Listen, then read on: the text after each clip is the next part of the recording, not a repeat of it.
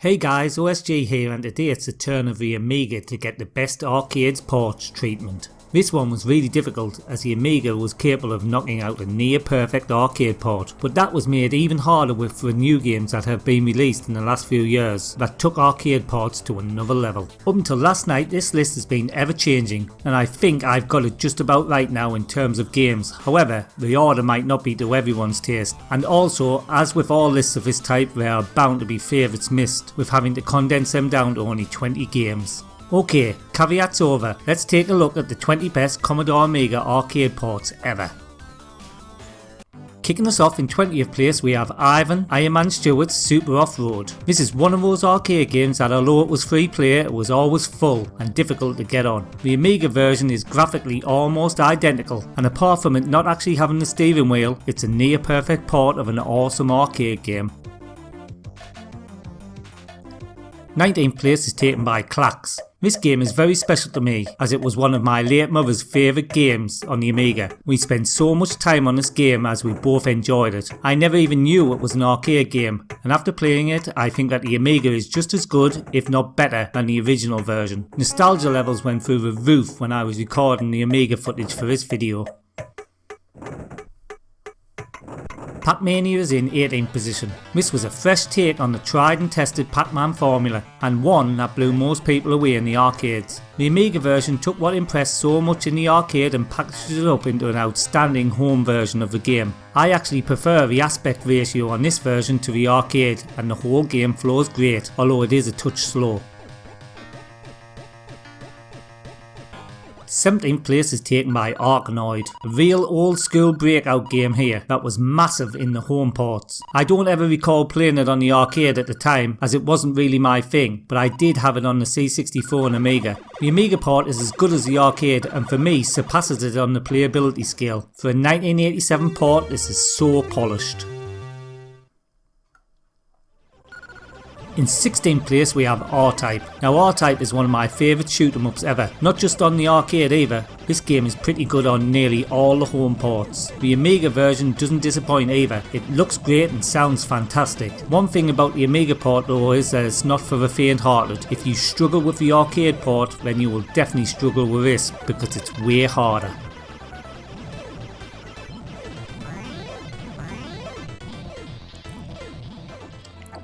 15th place is taken by Golden Axe. This is one of the most iconic beat slash 'em ups ever. The whole game is like being in some kind of surreal story as you fight your way through villages on the back of turtles and birds. Everyone knows that this game was ported to a whole host of systems and that the Sega consoles did a really great job of doing that, but the Amiga did too. The devs converted the 3-button controls to work perfectly on the Amiga, and for me the music was better on the Amiga than any other version.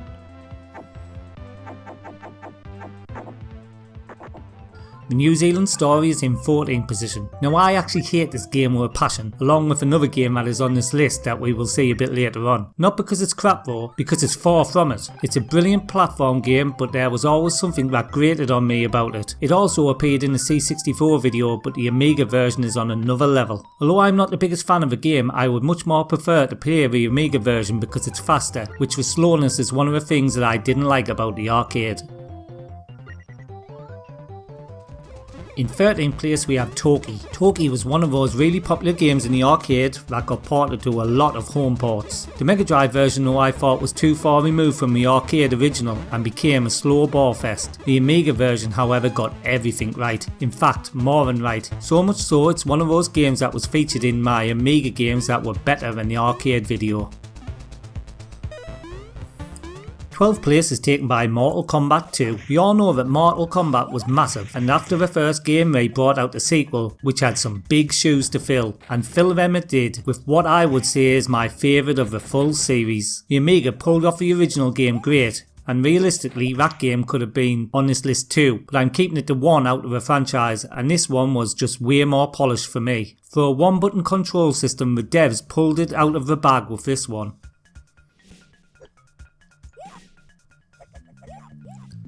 Rygara is in 11th position. This is the first of the new games on this list. The arcade was one of the hardest platform games I ever played, but I just kept on going back. The one thing that is still burned into my memory about this game is the soundtrack. In 2019 the game was given a new port to the Amiga and it's perfect. The gameplay is on par if not better than the original, and the whole game is just like having an arcade in your home.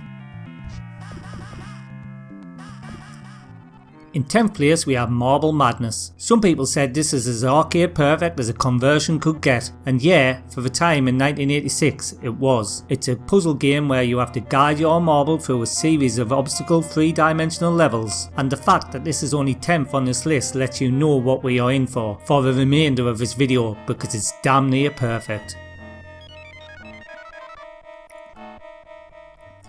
9th place is taken by Rainbow Islands. Remember when we looked at Newzealand Story and I said it was one of 2 games on the list that I hated? Well, this is the other one. Same reasons for the hatred too. It's really just too fluffy and nice for my liking. It was a massive game in the arcades and the home ports all did stellar jobs in the porting, but for me this one is the creme de la creme of all the home ports. And although it's not my kind of game, I applaud just how good a job Ocean did with this. Indy Heat is in 8th position. This game is much like Super Off-Road. It's a 3-player arcade game that was perfectly ported to the Amiga. Even now using MAME it's difficult to get the controls right for this game, so the place to play it is on the Amiga, as it's nigh on exactly the same. I love the pits animation where the crew is frantically changing wheels then diving back over the wall. In 7th place we have Silkworm. This was a massively popular 2-player side-scrolling shoot 'em up. Again, as with a lot of popular games, it was hard to get anywhere near this cabinet back in the day. The Amiga version however made it so you didn't miss out, as it's another game that many people including myself would say was better on the Amiga than the arcade. The sound is brilliant and the gameplay is everything we loved from the original game. 6th place is taken by Snow Bros. This game is a bubble type game that for me was way better than Rainbow Islands in the arcade. It's a super fast, super fun snow 'em up. The Amiga version was developed right at the end of the Amiga's lifespan and was sadly never released, although finished, until 2006. It's staggering that someone made the decision not to release such a perfectly polished game. Its only downfall is that it's only 1 player, but I can live with that.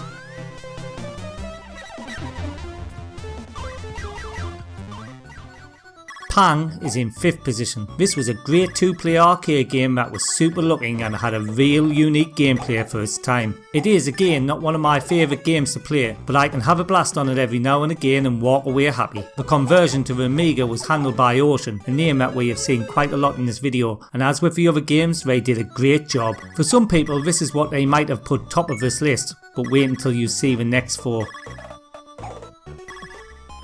In 4th place we have Bombjack Beer Edition. Bombjack is my second favourite arcade game of all time, only beaten by Double Dragon. We got a Bombjack on the Amiga and although it wasn't too bad, it still wasn't good and I hated it. Back in 2018 this Bombjack Beer Edition was released and I remember playing it for the first time and thinking wow, this is by far the best port I've played of it. Well, the MSX version is really good too, but I still like this one better. 3rd place is taken by TinyUS. TinyUS I hear you say? I can't remember an arcade game called that, and that's because all of its developers' games are remakes of great arcade games but prefixed with the tiny. Anyway, it's really Gradius, and up until last night it wasn't even in this list until my good friend Lucas Rainford pointed it out to me, and god, this is awesome. I recently did a Gradius comparison on my channel before this was released, and if this was out then, I dare say this would have been right up at the top.